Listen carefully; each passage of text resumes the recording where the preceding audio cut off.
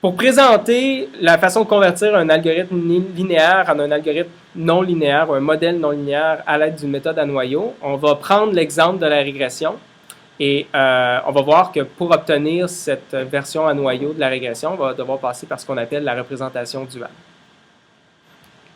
Donc, on revient à notre problème de régression, c'est-à-dire que j'ai une prédiction y de x qui correspond à prendre mon vecteur x ou xn. On prend mon vecteur xn, le représenter selon mon vecteur de fonction de base phi. Je multiplie ça par mon vecteur de paramètres w transpose, puis ça devient ma prédiction. Puis ce que je veux, c'est que ma prédiction soit proche des cibles. Puis en fait, pour faire ça, je vais minimiser la somme des différences au carré. Et puis, pour avoir un peu de régularisation, avoir un certain contrôle sur la capacité de mon modèle, je vais ajouter en plus un régulariseur.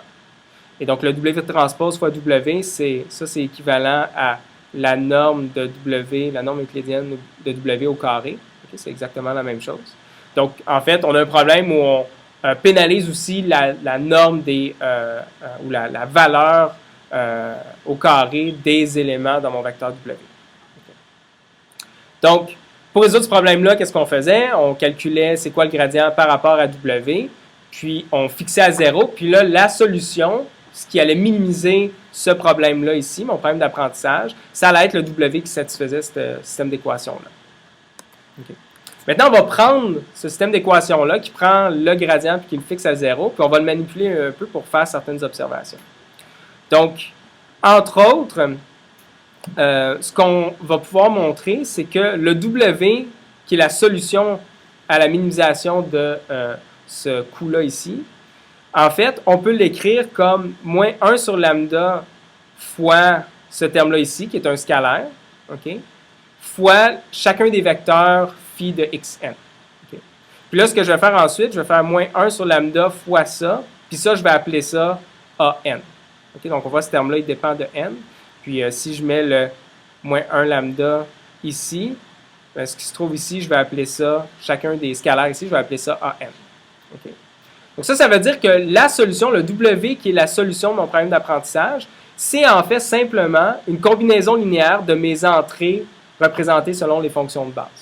C'est juste prendre chacune des entrées, multiplier par un certain scalaire qui détermine à quel point ça contribue à ma solution finale ou pas, puis je les accumule comme ça, avec une accumulation pondérée. Okay.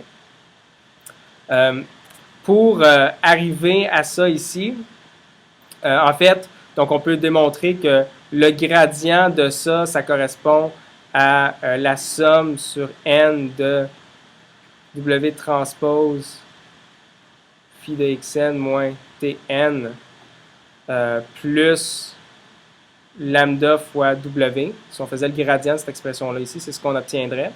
Là, si je fixe ça à 0, ben là, je passe W de ce côté-ci. Fait que je me ramasse avec moins lambda W. Là, si je divise par moins lambda des deux côtés, je me ramasse avec lambda est égal à moins 1 sur... W est égal à moins 1 sur lambda de la somme de ces termes-là. Excusez, j'avais oublié... ici, j'ai un phi de xn. Okay, donc, c'est comme ça que j'obtiens cette équation-là ici. Donc, ce qu'on a vu, c'est que la solution W que je dois trouver, c'est juste une somme pondérée de mes entrées xn, mais dans leur représentation de base. Donc, une somme pondérée des phi de xn. Okay, c'est ce qu'on a ici. Okay. Et an, je vais le mettre dans un vecteur a. Okay, donc, a en gras ici, c'est la liste de toutes les valeurs an ici.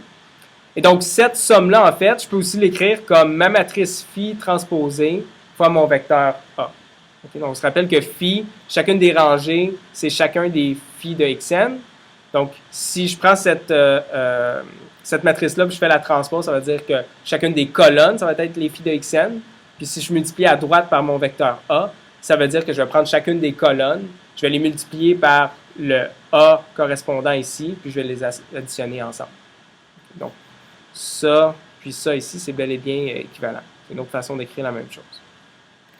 Et là, l'idée ici, c'est de dire, ben, à place d'optimiser W, vu que je sais que ça doit satisfaire ça, je pourrais à la place optimiser par rapport à mon vecteur A. Là, notez que le vecteur A ici, sa taille, c'est le nombre d'éléments dans mon ensemble d'entraînement. C'est un vecteur qui est possiblement plus long que W parce que W, sa taille, c'est D, c'est la taille des vecteurs phi. Okay? Mais peut-être aussi que c'est en fait plus court, ça dépend de la taille de l'ensemble d'entraînement. Je vais juste faire remarquer que le vecteur A ici, il n'est pas de la même taille nécessairement que le vecteur W. Donc là, l'idée, ça va être d'optimiser le même problème, mais par rapport à A à la place. Donc, si je remplace W dans la fonction de coût que j'ai vue tantôt, on peut démontrer qu'on obtient la forme suivante. Okay. On obtient que J de A, maintenant c'est une fonction de A parce que j'optimise plus par rapport à W, par rapport à A, de tout ce terme-là ici, ça vient de la différence des erreurs au carré. Okay. Donc, je ne ferai pas la démonstration, il faut juste me croire que ça donne ça. Okay. Puis ensuite de ça, on a cet autre terme-là ici.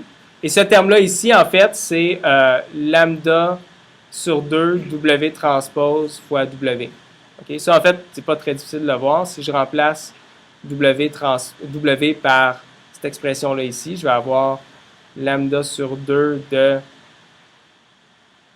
phi transpose fois A transpose phi transpose fois A. Okay? Puis maintenant, si je fais la transposée de tout ça, je vais avoir A transpose fois phi transposé fois A. OK, c'est juste ce terme-là. Essentiellement, tous ces autres termes-là, vous voyez qu'ils ont un peu la même forme. Ici, finalement, c'est un ancien W. Ici aussi, c'est un ancien W, et ainsi de suite. Okay. Donc, cette représentation-là de ce que j'ai optimisé, c'est ce qu'on va appeler la représentation duale. La représentation duale de mon autre fonction qui, elle, dépendait de W. Là, maintenant, ce que je vais essayer de faire, c'est d'optimiser cette représentation-là, mais par rapport à... Maintenant, une autre chose qu'on va faire aussi, c'est qu'en fait, les matrices phi fois phi transpose, je vais les remplacer dans ma notation par une matrice que je vais appeler la matrice K ici. Okay. K, c'est ce qu'on va appeler la matrice de Gram. Okay. Et ce qu'elle va contenir, en fait, c'est chacun des produits scalaires entre les vecteurs phi pour différentes entrées dans l'ensemble d'entraînement. Donc, ça ici, je le remplace par K. Okay. Maintenant, si je me pose la question, ma matrice phi fois la matrice phi transposée, ça correspond à quoi? Entre autres, c'est quoi son élément n, m? Elle a rangée n puis la colonne m.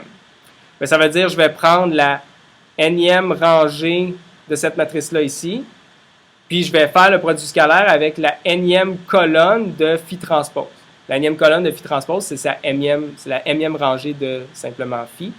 Donc, c'est vraiment faire le produit scalaire, l'élément nm, c'est le produit scalaire entre phi de xn et phi de xm. Okay.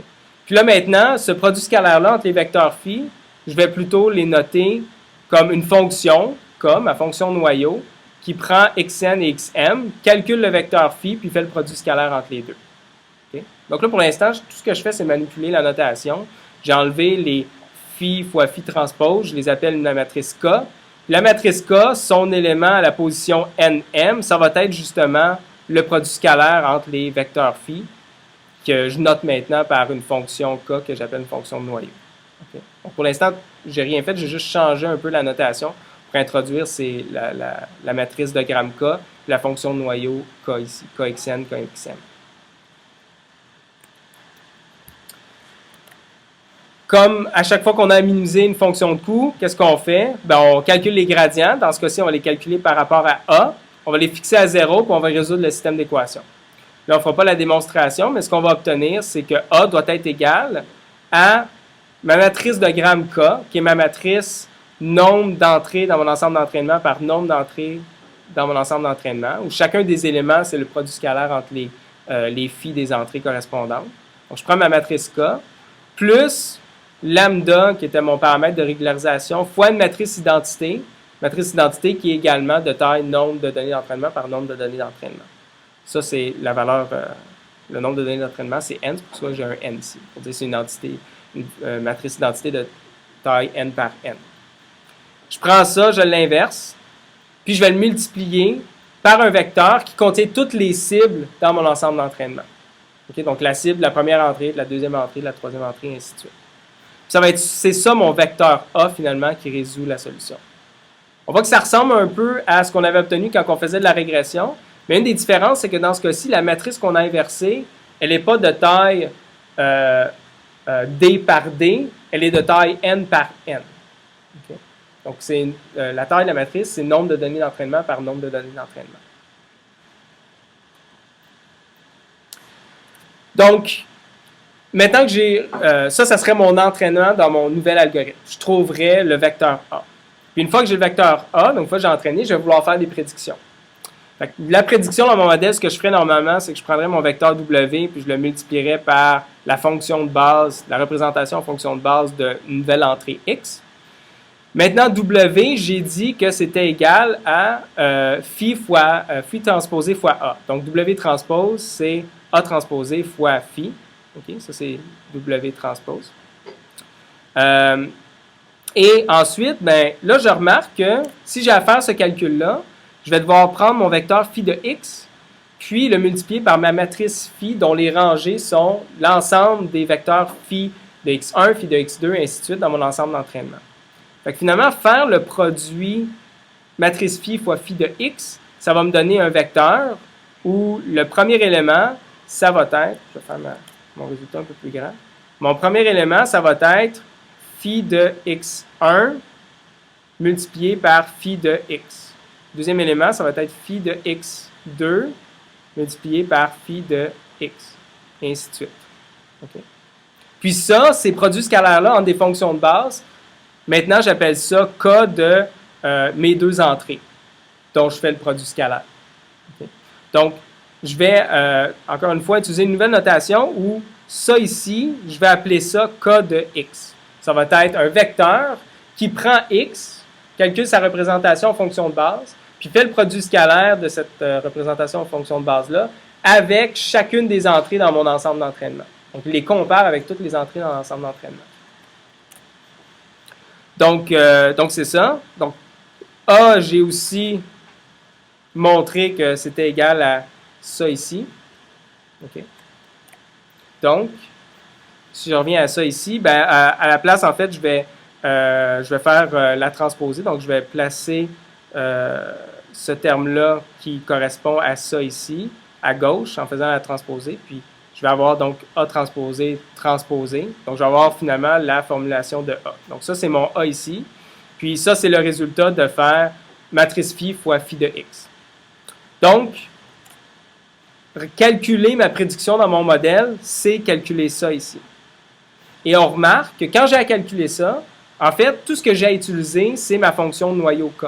Je n'ai jamais nécessairement à, dans mon expression, calculer phi de x. Je fais juste supposer que ma fonction K, elle fait le bon produit scalaire entre des représentations des vecteurs en fonction de base. Mais une fois que je suis dans cette représentation-là, j'ai plus de matrice phi, puis j'ai plus de vecteur phi de x non plus. Okay. Donc ça, c'est la représentation duale. Puis c'est sous cette représentation-là qu'on va pouvoir obtenir une façon très générale, entre autres, de varier quel genre de représentation phi on va donner. Tout ce qu'on va avoir à faire, en fait, c'est changer quel genre de noyau, quel genre de fonction K on va utiliser. Donc, pour résumer, l'algorithme, lorsque je fais de la régression en noyau, l'entraînement, ça va être de calculer mon vecteur A. Ça va être une expression d'algèbre linéaire qui n'est pas très compliquée. Puis quand je vais faire une prédiction, je vais prendre mon vecteur A, puis je vais le multiplier par le vecteur K de x, qui correspond à appliquer ma fonction de noyau entre mon entrée x, puis chacune des entrées dans mon ensemble d'entraînement, x1, x2, x3, ainsi de suite. Okay. Ça, c'est mon algorithme de régression en noyau. Et comme je disais tantôt, dans ce cas-ci, tout ce qu'on a besoin de calculer, la représentation en fonction de base, ça sert juste à calculer les produits scalaires entre les fonctions de base. Et là, ce qu'on va voir plus tard, c'est qu'il y a une façon d'exploiter cette propriété-là pour être en mesure de calculer des produits scalaires en des fonctions de base qui sont en très, très haute dimension. Ça, c'est ce qu'on va voir dans une prochaine diapositive sur le truc du noyau, ou l'astuce du noyau. Je vais juste remarquer à ce moment-ci, par contre, que si on veut appliquer un algorithme ou une méthode à noyau, ce que ça nécessite, c'est que pour une entrée X donnée, que je puisse aller parcourir toutes mes données d'entraînement pour calculer mon vecteur K de X. Donc ça veut dire que, contrairement à la régression linéaire, où une fois que j'ai calculé mon vecteur W, ben là, j'ai plus besoin de mes données d'entraînement. Dans cette représentation-là ici, parce que pour faire une prédiction, il faut que je calcule K de X, ça veut dire qu'il faut que je compare mon entrée avec toutes mes entrées d'entraînement. Donc, il faut que je garde mes données d'entraînement à quelque part en mémoire accessible. Donc, ça, c'est une méthode qui s'applique bien si on n'a pas trop de données d'entraînement, mais si on avait une quantité de données d'entraînement qui ne rentrait pas en mémoire, par exemple, là, ça va commencer à causer des problèmes. Okay? Mais pour des problèmes raisonnables, où on a une quantité de données qui est raisonnable, ça va être une approche qui va être intéressante.